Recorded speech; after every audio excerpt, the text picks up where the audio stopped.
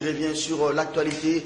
Emmanuel Macron élu président de la France. La question fait jaser les Congolais, les Africains. C'est manque de leur chef d'État à lire sur 7sur7.cd, ces sites d'actualité. Le colonel Alamba n'est plus. Il a quitté cette terre des hommes hier.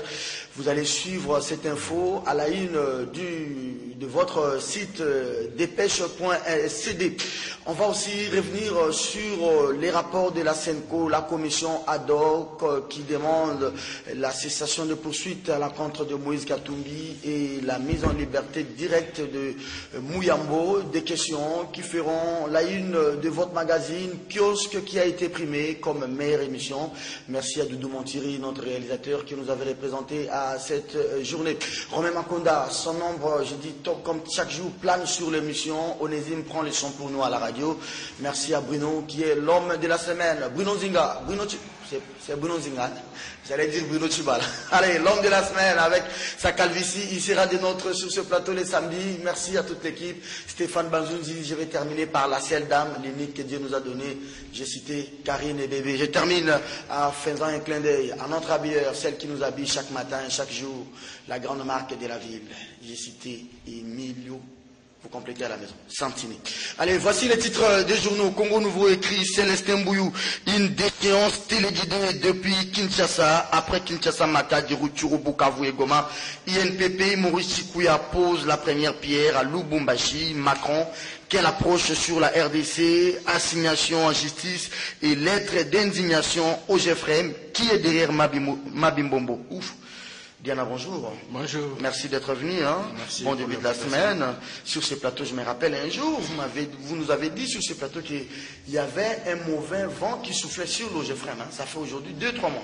C'était prémonitoire. Nous étions prophètes à l'époque. Et voilà, le vent souffle. Très bien. Ce vent souffle. Merci beaucoup. Alors, on va lire les phares qui écrit France, Emmanuel Macron, élu président de la République. Autre titre, en RDC, on enterre dans les maisons, églises, écoles depuis l'époque coloniale. Pourquoi pas Tshisekedi, se demandent les phares. Les comités d'organisation des obsèques réaménagés. Le colonel Charles Alamba n'est plus, on va se limiter là aujourd'hui. RDC, 2 premiers ministres, pour quelle finalité s'interrogent les négociateurs. Forum, je vais lire ces titres, sinon Bongo Bovori va en vouloir. Élection exclusive et dans les délais possibles avec le terrorisme au Kasaï se demande. Débat autour du rapport de la CENCO. Les évêques ne sont pas des juges. Lokondo, les Kakatumbi n'est pas un secret. On va se limiter là. Mkebaï, bonjour, bienvenue. Bienvenue Serge. Beau costume, belle cravate, belle chemise. Merci beaucoup Serge, merci beaucoup. Ouais. Un mauvais vent souffle sur le Geoffrey. Bon, écoute, j'aimerais d'abord commencer par des condoléances à Eliezer Tamboué. Éprouvé, il m'a informé hier, en début de soirée, qu'il a perdu sa soeur. Des condoléances que je lui adresse à lui et à toute sa famille. Ça me fait d'autant mal que tous les week-ends, nous avons passé notre temps à cogiter sur la grande manifestation que nous projetons les 15, je ne sais pas si tu es au courant, la journée nationale des chômeurs et sans emploi, à l'esplanade du Palais du Peuple, pour dire à Kabila combien il y a des chômeurs et sans emploi ici. Peut-être qu'on lui présente des chiffres qui sont faux. Nous allons les appeler dans la rue lundi prochain. Donc c'était ça. Non, il ne s'agit pas d'un mauvais vent. Non, il faut bien parler français. Il n'y a pas de vent sur une entreprise. L'entreprise est mal gérée. Les faits sont avérés. La DGI a établi que là, nous sommes passés de 7 milliards détournés TVA et impôt sur le revenu par Kikwa à 22 milliards. C'est la DGI qui l'établit. Tout ce qui est demandé à Kikwa, c'est de présenter ses moyens de défense. Or, ces moyens de défense n'existaient pas, étant donné que contre les preuves que bandit la DGI, il n'y a rien à opposer. Je suis sidéré de constater qu'ailleurs, on frappe avec une certaine célérité. Je ne sais pas s'il s'agit d'un camp ouest-est. Il y a en tout cas des mandataires est qui sont frappés. Et quand il s'agit de l'ouest, l'ombre de Bouminakou surgit. Il protège ses compatriotes, ses frères de l'ouest. Je ne sais au nom de quoi. Merci beaucoup. Au point où Kikwa se tape la poitrine un peu partout en disant que rien ne lui arrivera tant que Minakou sera là, tant que Kimbuta sera là. Et pendant ce temps, l'office est en train de plonger complètement, 22 milliards établis au niveau de la DGI. Ça, c'est très grave, ça. Diana, vous demandez la parole. Eh bien, tous les Congolais sont témoins. Si l'OGFREM est en plongée, c'est qu'il n'existe plus aucune entreprise publique ici. Parce que c'est les honnêtement, tout ce sentiment, si l'OGFREM est en plongée, c'est qu'il n'y a plus aucune entreprise ici.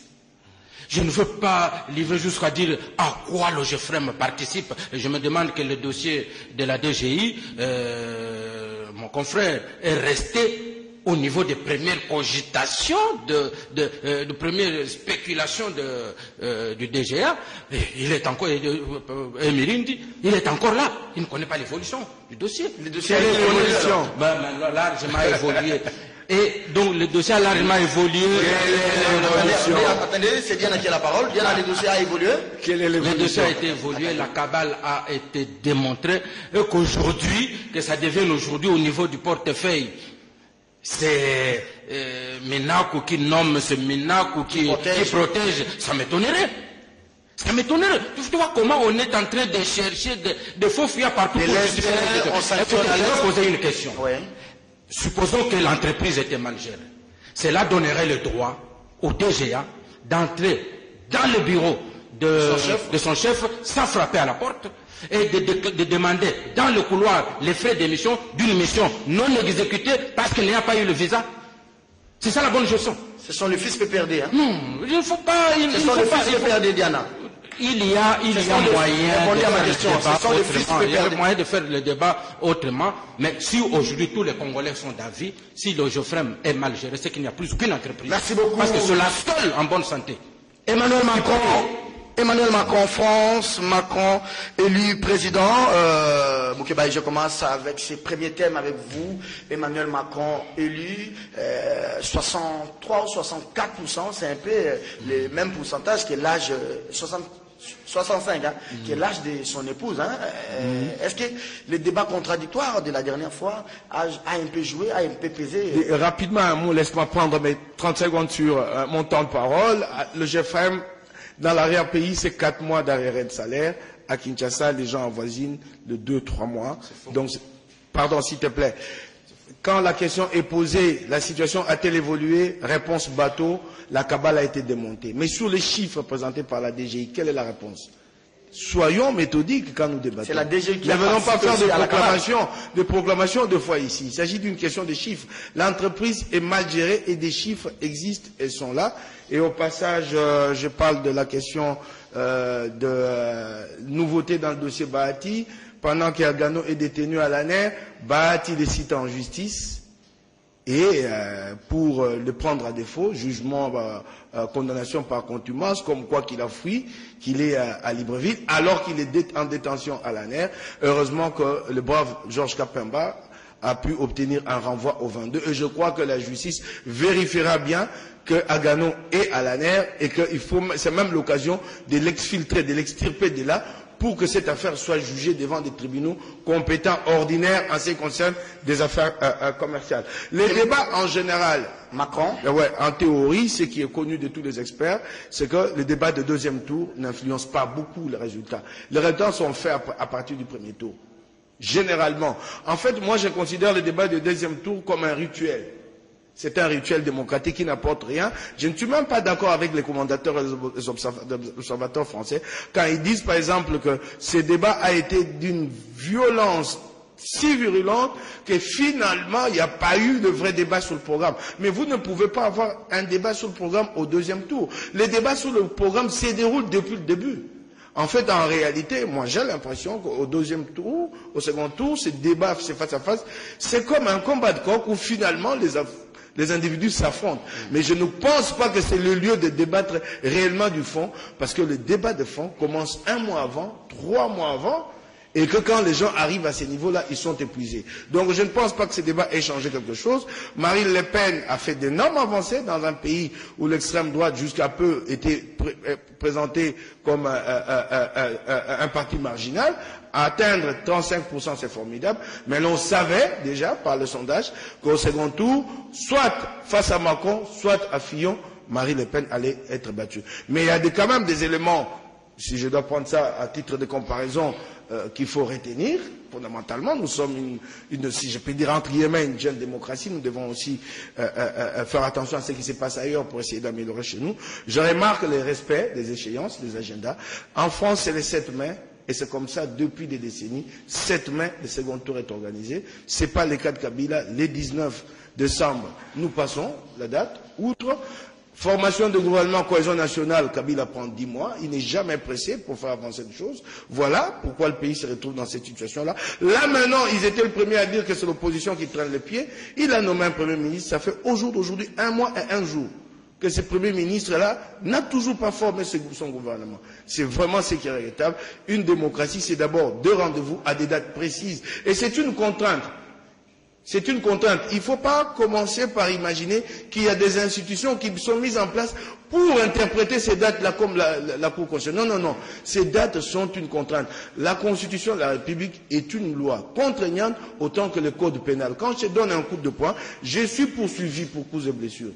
Autant que quand je viole la Constitution, il y a une sanction. Si la sanction n'existe pas sur le plan des textes comme dans le Code pénal, au moins la sanction politique. Au moins la sanction politique est là, tu démissionnes, monsieur. Okay, c'est ce que nous attendons de Kabila. Je vous donne 2 questions, vous les gardez. La première question, c'est que les plus durs va commencer pour Macron par rapport aux législatives. Je ne sais pas si Macron travaillera avec la gauche et la droite pour avoir la majorité à l'Assemblée. Mais de 2, quel impact sur la politique africaine, les Africains qui jubilent, les chefs d'État qui félicitent déjà, ces mêmes chefs d'État qui plombent le processus dans leur pays. Vous les notez. Diana, Emmanuel Macron, un petit commentaire. Son élection, est-ce que les débats au second tour a quelque peu joué?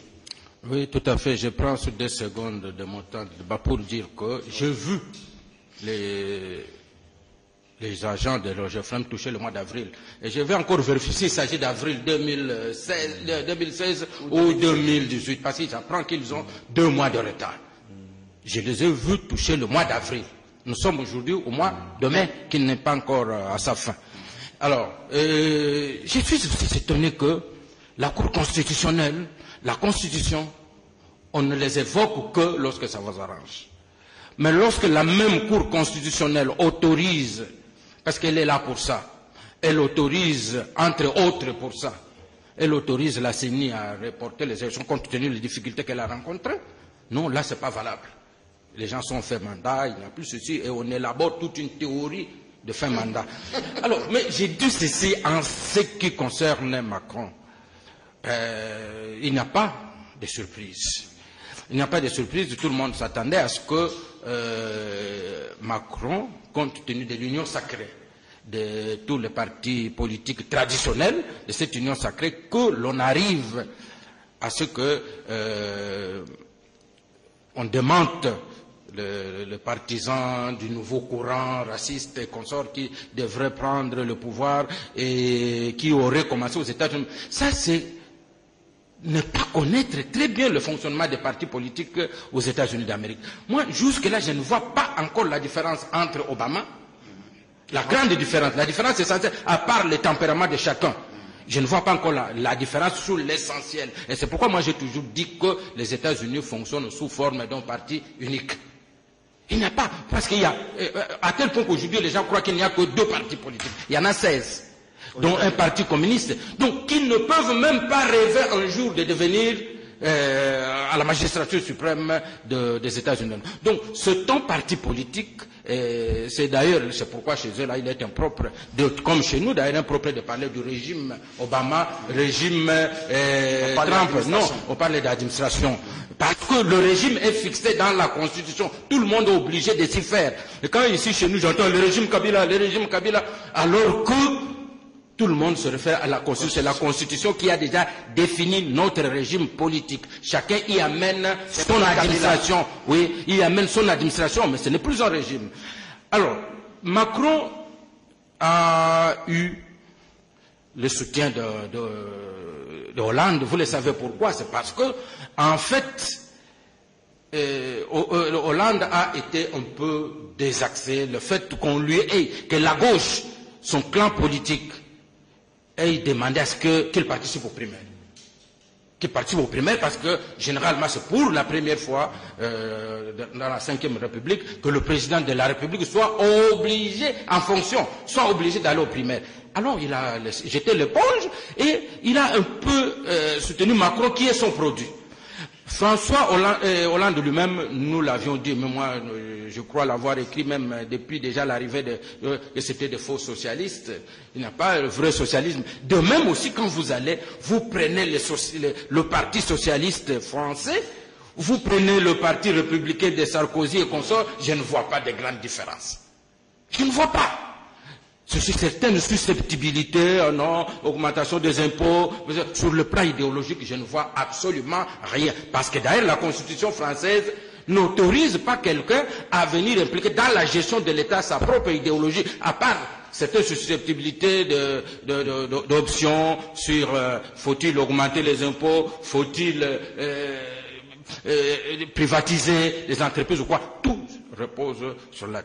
Et Macron, qui est sorti de nulle part, pratiquement, il a essayé de faire la synthèse entre toutes les parties. C'est que déjà Hollande avait fait, parce qu'Hollande n'était plus socialiste, il se disait qu'il était social-démocrate.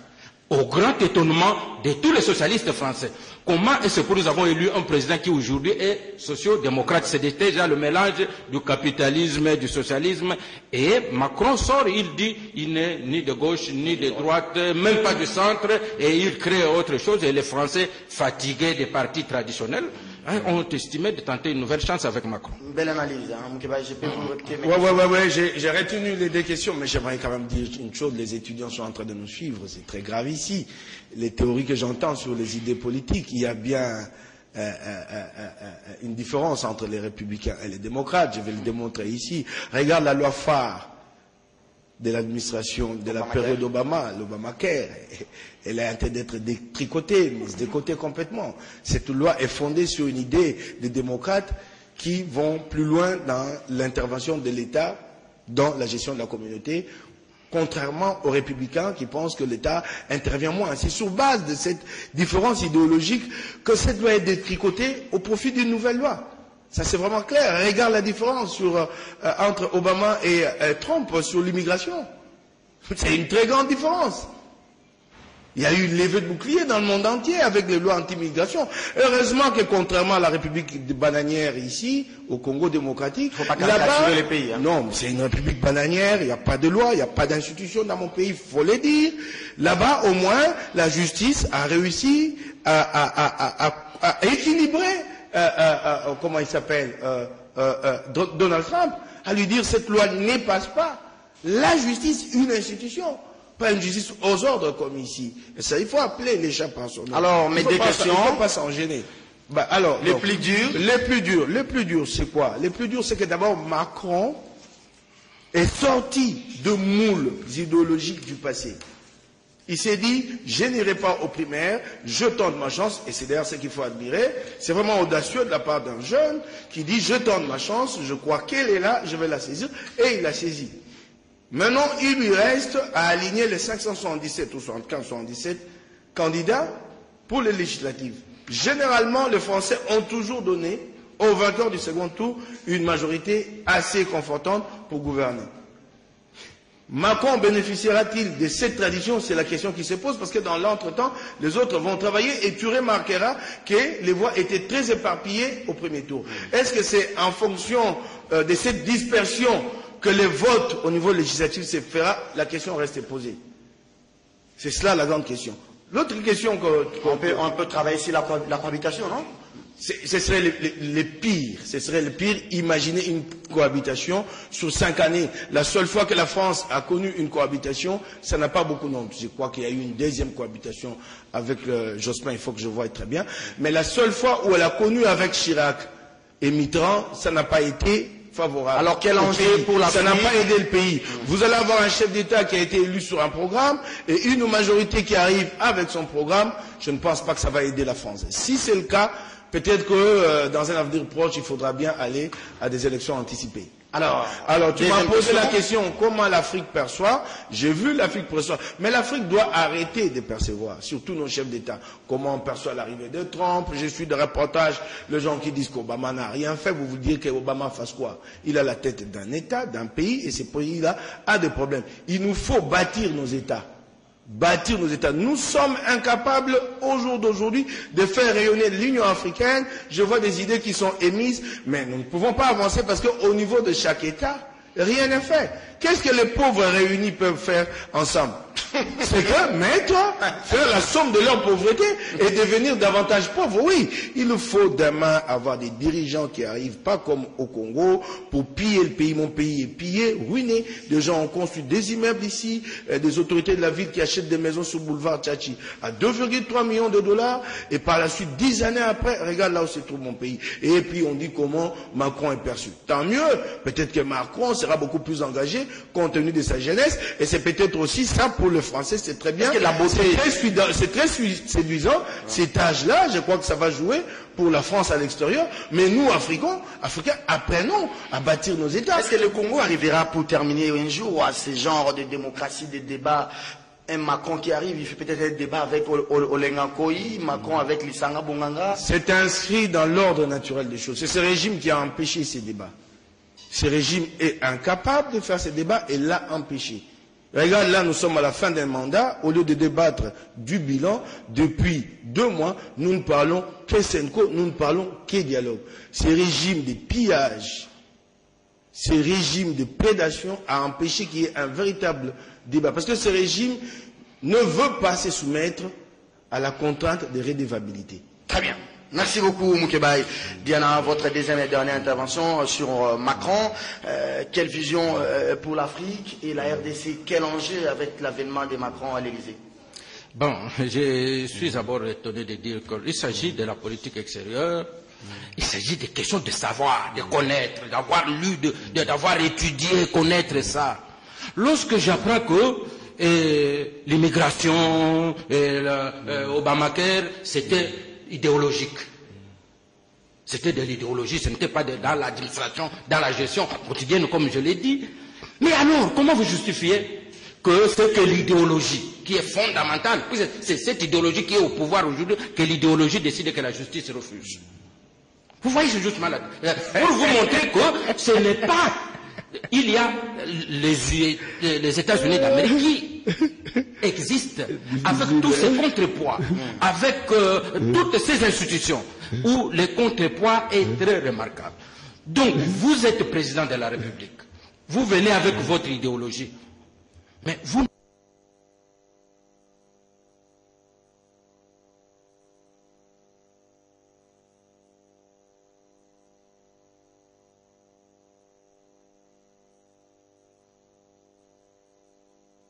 sortirait même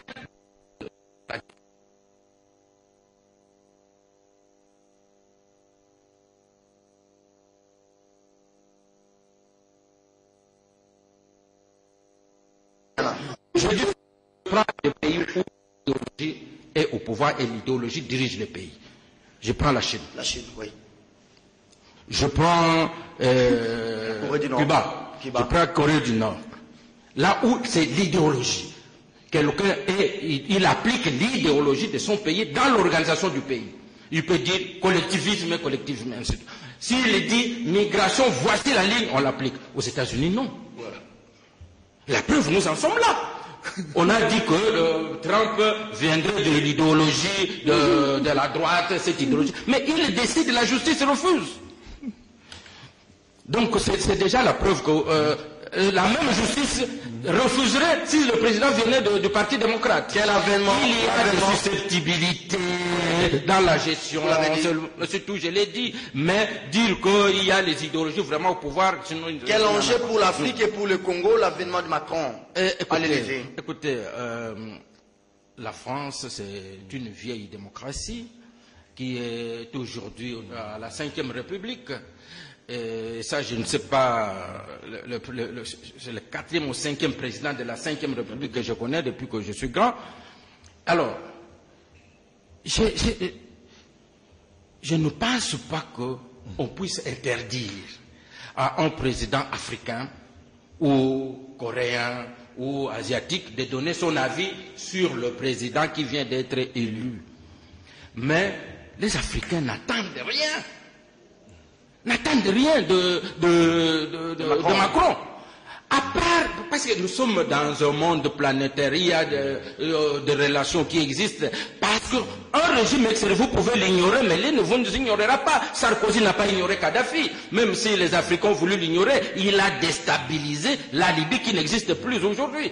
Donc, ce qui veut dire que les présidents africains ont le droit de regarder, mais cet homme-là qu'on vient mettre de pouvoir, comment nous allons coopérer avec lui, quel genre d'homme qu'il est, c'est tout à fait normal. Même quand moi je suis chez moi là, dans ma parcelle, un voisin vient d'entrer, je peux savoir ce voisin à quelle mœurs, il va se comporter comment, et c'est de suite, est-ce qu'il va faire de tapage la nuit et tout ça.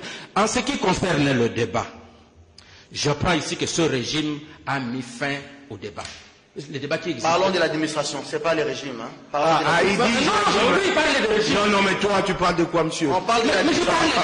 C'est lui qui a dit. Dis cette administration. C'est lui qui a dit. Mais toi, corrige. Je suis non, lui répète. Je suis en train de reprendre son argument. Très bien, Diana, allez-y. Il s'agit de ce régime. Je ne sais pas inscrit dans quelle constitution ce régime-là. Alors, c'est ce régime qui aurait mis le débat. Qui avait existé dans quel régime? Donc c'est une excuse. Non, ce n'est pas une excuse. Quand vous parlez, vous devez être précis. Ce régime a mis fin au débat qui avait existé dans quel régime? Et d'abord, quand vous allez dans la loi électorale, en 2006, le débat est facultatif. Il n'était pas obligatoire. C'est la loi électorale qui le dit. Un candidat peut l'accepter ou ne pas le refuser. Et dire que c'est ce régime qui a mis foi. On croit que c'est en ayant dans l'excès de langage qu'on va démontrer à l'opinion qu'il y aurait un régime qui aurait fait. Mais non, le problème de Moukébaï, attendez, je vais vous aider pour bien rebondir. Le problème de Moukébaï, c'est que au lieu que nous puissions parler du bilan à la fin d'un mandat, au lieu que nous puissions parler en termes d'électricité, en termes d'eau, des kilomètres, des chiffres, nous, les débats chez nous, c'est la fin du mandat, c'est la CNCO. Mais justement, et là, c'est qui? C'est l'opposition. Le gouvernement a le moment de faire son bilan. Lorsqu'il il va aller solliciter un nouveau mandat auprès de la population. Voilà. C'est à l'opposition aujourd'hui qui cherche déjà le mandat à dire, voilà, ces gens, ils ont pris le pays à tel niveau, ils ne sont pas arrivés, le pays est descendu. Mais ce n'est pas le moment aujourd'hui pour le gouvernement, au lieu de diriger, au lieu de poser des actions, le gouvernement va se mettre à faire son bilan comme s'il avait déjà terminé. Mais il est encore au point. Merci beaucoup. Oui, Serge, une minute, va prendre quelque chose, Serge. Il y a des théories que j'entends ici, je tombe de nu.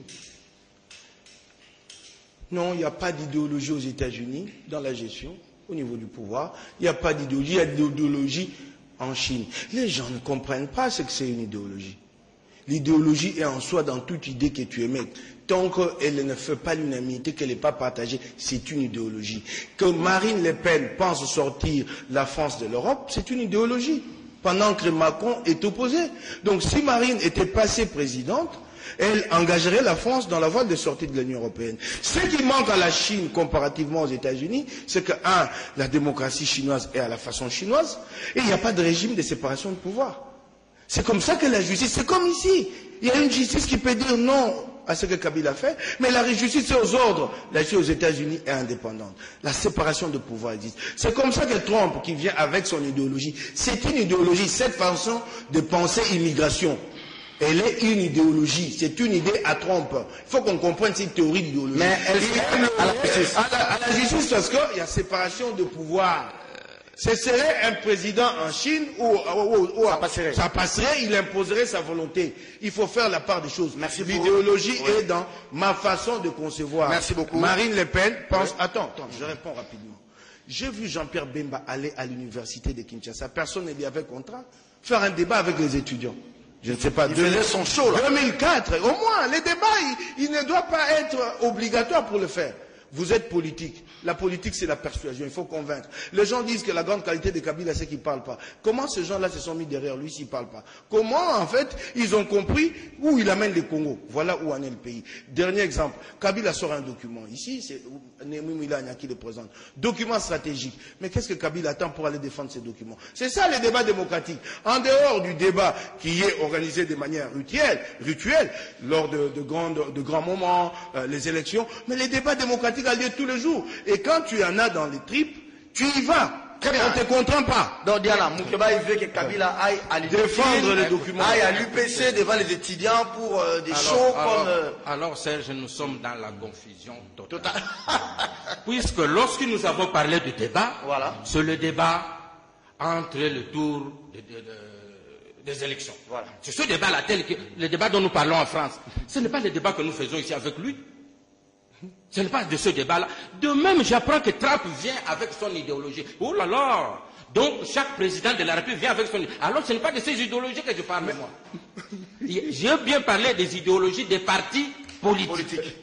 Un parti politique qui a une idéologie qui vient, qui applique son idéologie. Mais si c'est Trump qui sort, puisqu'il lui vient avec son idéologie. Non, ce n'est pas cette idéologie. Non, l'idéologie de son parti, peut-être. De son parti. J'ai bien parlé des partis politiques. Et si on dit chacun, mais tout le monde ici, même Maman Karine, c'est avec sa caméra. Elle a son idéologie sur faut-il faire de gros plans, faut-il de plans moyens, tout ça. Elle en a une idée là-dessus. Si c'est cela des idéologies, alors, mes chers amis, allez, on prend la fin de l'émission. Kabila doit aller défendre. Selon quelle constitution? Dans la constitution congolaise, c'est le premier ministre qui mène la politique de la nation. Si c'est un débat sur les stratégies sur le pays, il demande au président d'aller le défendre. Conformément à quelle constitution? Deuxième et dernier thème de l'émission, derrière la décrispation politique RDC, l'ombre de la Senko plane sous la justice. Si vous venez de nous rejoindre, vous êtes sur CCTV. Le magazine s'intitule Kiosque, c'est la revue de presse commentée. Donc les confrères, Diana à ma gauche, Moukebaï à ma droite, ce sont des grands éditorialistes, des patrons de presse qui analysent pour nous le contenu des journaux ce matin. Allez Diana, vous avez la parole. Alors que les évêques ont démenti depuis ce week-end, les milliers proches de la majorité demeurent sceptiques quant à la fuite organisée sur les rapports liés notamment à l'affaire Katumbi. Un analyste dans une tribune libre parle de la marchandisation des événements autour des obsèques d'Etienne Tshisekedi, décédé le 1er février 2017 à Bruxelles et dont l'arrivée de la DPI est projetée pour le 12 mai prochain. Il établit en outre un lien entre la divulgation de ces rapports, la publication de la date du rapatriement de la dépouille mortelle et l'annonce de l'éventuelle arrivée des Katumbi en marge de ces funérailles du leader incontesté de l'UDPS et dénonce au fait cette stratégie concertée et qui selon lui tendait à affaiblir les institutions établies. Diana, vous avez lu ce rapport, c'est d'abord un document confidentiel remis au chef de l'État, remis ensuite à Moïse Katumbi. Le document est maintenant sur la place publique et c'est un document sans appel. La Senko parle des graves irrégularités dans la procédure qui étaient teintées des goûts du règlement des comptes d'empêcher Moïse. On parle de la cessation des poursuites et de la libération du bâtonnier Mouyambo. Votre analyse? Bon, vous savez, Serge, que moi, qu'on libère les gens, que les gens soient libres ou quoi, c'est pas tellement mon problème. Je sais ce que c'est être en prison. Je sais ce que c'est qui ont comme joie pour les proches que quelqu'un qui était en prison sorte ou qu'on cesse les poursuites. Mais ce qui me donne d'abord, c'est que le rapport soit une copie ait été réservée à Moïse Katumbi. En tant que qui? En tant que qui? Donc, c'est là où nous vous avons dit l'ombre de Katumbi qui a plané sur le fameux dialogue de la Senko. On lui a réservé copie, pourquoi? Donc tous les Congolais, quand on dit améliorer la situation des Congolais, améliorer ceci, tous ces Congolais-là, nous devrions recevoir une copie parce que on parle de nous. Pourquoi pas Mouyambo? C'est pourquoi j'ai dit, c'est là où vous allez trouver le pourquoi du comportement de la Senko. Ça c'est un, premier entorse. Deuxième entorse, je me dis, est-ce que ce rapport a besoin d'être confidentiel? Lorsque le dialogue prend des résolutions, et ces résolutions sont rendues publiques et données au président de la pour être appliquées, est-ce qu'on a besoin d'en faire un rapport confidentiel? C'est deuxième étonnement. Et puis, nous avons suivi les travaux. Dans ce travaux, il était dit ceci en ce qui concerne les mesures de décrispation. Le gouvernement dit, pour les personnes qui sont poursuivies par l'État, on peut abandonner les poursuites. Et c'est pourquoi le Mboussa Niamoui, s'il avait voulu, serait déjà rentré. C'est pourquoi Roger Lumbala est là. L'État abandonne les poursuites. Mais il y a un problème. Comment l'État peut abandonner des poursuites pour quelqu'un qui est accusé par la justice, par une tierce personne? Par une tierce personne, voilà. C'est ainsi qu'on avait demandé à la SENCO de mettre en place, de s'entendre entre Katumbi et Stoupis. S'ils se mettent d'accord, Stoupis retire leur plainte. Mais le gouvernement n'a pas poursuivi. Donc il n'a pas été demandé à la SENCO de voir la régularité de la démarche. C'est ça le problème. Maintenant, nous attendions tous le rapport des évêques sur la réponse de Stoupis. Qu'est-ce que Stoupis a dit?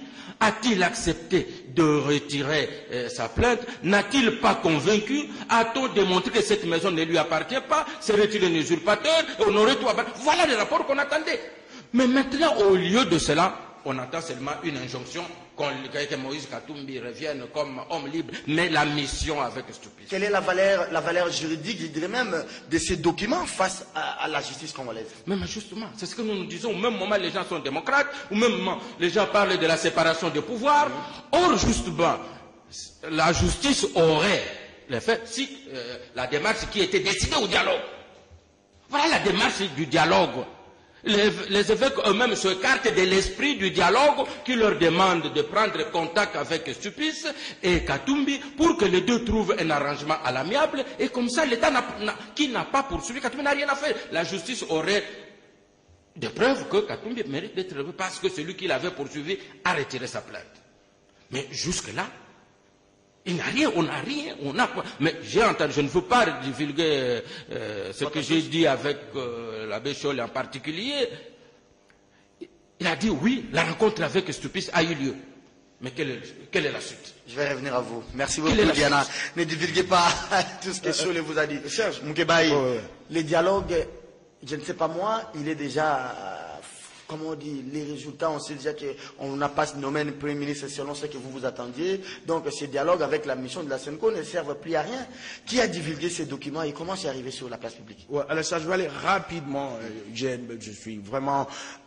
j'ai dit nos jeunes, les étudiants nous suivent. L'idéologie, elle est là. Un programme est une idéologie. C'est une façon de penser. Il n'y a pas d'idéologie commune. Travailler, harmoniser entre Trump et le Parti républicain. Trump, ce n'est pas un homme d'appareil. Il a eu d'ailleurs beaucoup de difficultés avec le Parti républicain, tu le sais, notamment même avec les patrons de la Chambre des représentants. Parce qu'en fait, c'est un homme d'affaires qui n'est pas un homme d'appareil. Il est même venu au pouvoir avec l'idée qu'il va défaire les systèmes à Washington. C'était même ça, son thème de campagne. Donc, de dire aujourd'hui, c'est que tout le monde a suivi, qu'il existe une idéologie qui a été préparée, entre lui et le Parti républicain, je ne sais pas ça vient d'où. Et regarde même dans quelle peine il a mis le Parti républicain, parce que tout en cherchant à se défaire de l'Obamacare, il n'avait jamais préparé un produit de substitution. C'est cela même ça qui a été la grande difficulté. La première fois que la loi a essayé on a essayé de la détricoter, ça n'est pas passé. Même là, le processus bute encore à certaines pesanteurs. Il faut dire des choses. Et puis les débats démocratiques. Les débats démocratiques n'est pas que constitutionnel, n'est pas que légal. Quand il y en a dans les tripes, tu viens parler. Un homme politique parle, sa politique est persuasion. Monsieur, comment je vais adhérer? Comment je vais venir vers toi? Hollande est là. Dans un système constitutionnel analogue au nôtre, Hollande parle. Hollande parle avec un premier ministre qui répond de la politique nationale devant l'Assemblée nationale. Mais Hollande parle parce qu'il a des idées, il est un homme politique. Donc Kabila n'a pas besoin de contraintes constitutionnelles pour défendre son propre livre que Milani a présenté. Les débats démocratiques se déroulent dans plusieurs cadres. Il peut se dérouler dans les cadres institutionnels, il peut se dérouler dans un auditoire comme Bemba l'a fait. Qui avait poussé Bemba y aller? C'est parce qu'il en avait dans le trip qu'il est allé parler. Et quand on n'a pas, on s'était. Les documents sont sortis comment? Je vais d'abord te dire une chose. SENCO, Il y a eu un débat ici, nous avons évolué dans ce pays. Il y a des gens qui, sur ce plateau, se disaient, y a-t-il des détenus politiques au Congo? Puis un jour, ce même pouvoir a reconnu qu'il y avait des détenus politiques, et ceux-là qui posaient la question ici ont été pris à défaut. Je crois qu'ils doivent d'abord reconnaître qu'il y a eu et qu'il y en a encore des détenus politiques. On dit que la CENCO a décidé que tel sera libéré, tel poursuivi par l'État. Mais les proches de Katumbi qui sont poursuivis par l'État, pourquoi sont-ils encore en détention à Makala? Les colonels Aron et les autres. Parce qu'ils sont concernés par la première catégorie. La catégorie où tu as mon idée là-dedans, où il y avait Bruno Tshibala. Ils sont poursuivis par l'État. Les jeunes gens là. Oui. Que les colonels Aron et les autres, pourquoi eux ne sont pas concernés à ce jour? Parce que c'est la première catégorie qui n'a rien à voir avec des affaires de droit commun. C'est selon ce qu'on a dit, ce que ce pouvoir a fait passer dans l'opinion. Pourquoi la dizaine là, les 11 sont encore en détention aujourd'hui? Puis-je avoir une réponse? Pourquoi ils sont encore en détention? Quelle est la valeur juridique de ces rapports de la CENCO? Maintenant j'avance. Les débats n'est pas de savoir à qui les documents ont été remis, les documents ont été remis. Tant mieux si les gens passent faire les débats là-dessus, je leur concède ces débats, leur point de vue, nous sommes en démocratie. Mais nous avons reconnu, j'entends des choses sur ce plateau, qu'il avait été demandé à la CENCO, alors il faut bien qu'on retrouve les déclarations des négociations, c'est très grave ça, qu'il a été demandé à la CENCO de faire la médiation, en fait, la conciliation entre Mouyambo et Stupis. Quels est les médias Tu as entendu ça, toi? Un média a écrit ça ou a dit ça un jour? Qu'il a été demandé une conciliation. Il a été demandé à la CENCO de faire un rapport sur cette affaire. Et c'est ce que la CENCO a fait. Pas une conciliation entre les deux. J'ai jamais lu ça dans un journal. Comme cite lesquels. J'ai jamais entendu ça sur une chaîne dans une chaîne de télévision ou une radio à Kinshasa. Comme cite quel média l'a dit. C'est faux, archi faux. Et le travail a été fait, le travail est remis à Kabila. Le travail est remis à Kabila depuis le 3 mars. Comme Kabila n'est jamais pressé, il est assis dessus. C'est normal qu'un travail qui a été fait. Donc si tu comprends très bien, ce travail lui a été remis avant la clôture, la fameuse clôture entre guillemets des travaux. Donc, quand il vient parler à l'Assemblée, au Congrès, il vient, il rencontre, mais il ne parle pas de ces rapports-là. Donc il ne veut pas en entendre parler, puisque Katumbi est fiché. Katumbi a dit ça. Katumbi, non. Katumbi est fiché. D'abord, je te dis, c'est Kabila. La fuite doit venir de là-bas. Puisqu'il a gardé les rapports pendant très longtemps. Il avait l'obligation de rendre compte de ce rapport devant le Congrès quand il a parlé. Pourquoi il prend ce qu'il lui plaît? En vertu de quoi? Et le reste, pourquoi il est venu le dire? En vertu de quoi? Tout ce qu'il a dit devant le Congrès? Pourquoi il s'est senti obligé de le dire? Il devait aller jusqu'au bout. Il prend ce qui lui plaît et ce qui ne lui plaît pas. C'est comme ça que la République est dirigée. Au jour d'aujourd'hui, la question est là. L'opinion a les vrais faits, parce qu'il s'agit d'une enquête où toutes les parties ont été entendues. Katumbi, Stupis, la justice congolaise, et il est établi clairement que... Mais Mouyambo est déjà condamné. Mais je t'ai dit, s'il est condamné et que nous sommes sérieux, puisqu'il s'agit d'un compromis politique que nous cherchons, donc ça signifie que le moment venu, quand les conséquences seront tirées, Mouyambo bénéficiera aussi de l'élargissement. Donc ça doit être très clair sur cette question. Diana, vous avez 2 minutes pour terminer l'émission, Moukeba, il y en aura autant. Oui, je suis peiné. Mais revenez plus sur je ne peux pas ne pas revenir lorsqu'on en appelle même aux étudiants qui savent que l'idéologie, c'est l'idéologie du parti.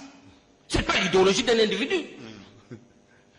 Vous avez des milliers de républicains, chacun a son idéologie. Ce n'est pas l'idéologie du parti. Vous avez des milliers, des millions et des millions de démocrates, chacun vient avec son idéologie.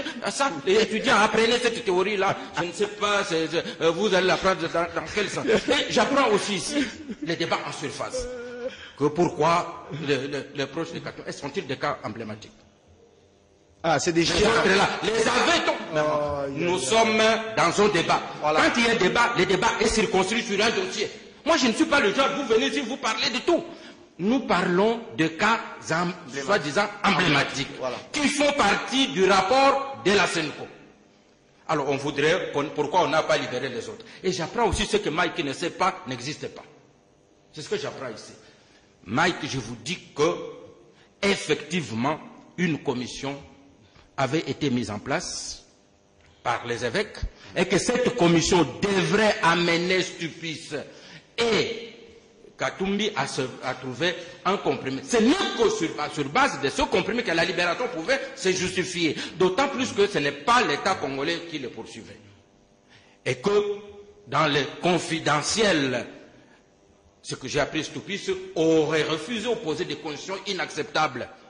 Mais la rencontre a eu lieu, j'ai eu un entretien, il n'y a pas longtemps, ici le vendredi passé, j'ai causé avec l'abbé Chollet, qui a reconnu que cette rencontre, qui était demandée par le dialogue, avait eu lieu. Si Mike n'avait pas eu vent de ça, lui, comme c'est celui qui connaît tout, ça n'existe pas quand Mike ne sait pas.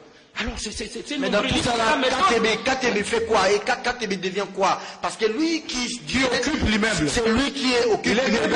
Et il disait sur France 24 que c'est ma maison. C'était sa maison. Dans tout ça là, la justice ne voit pas KTB. Mais KTB est là.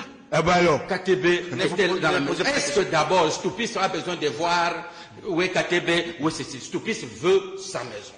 Et Stoupis porte plainte à celui qui est dans sa maison maintenant. C'est à celui qui est dans la maison de dire ce n'est pas moi, voici c'est l'autre là. Mais KTB dit c'est sa maison, Katumbi dit c'est sa maison, voilà encore le problème.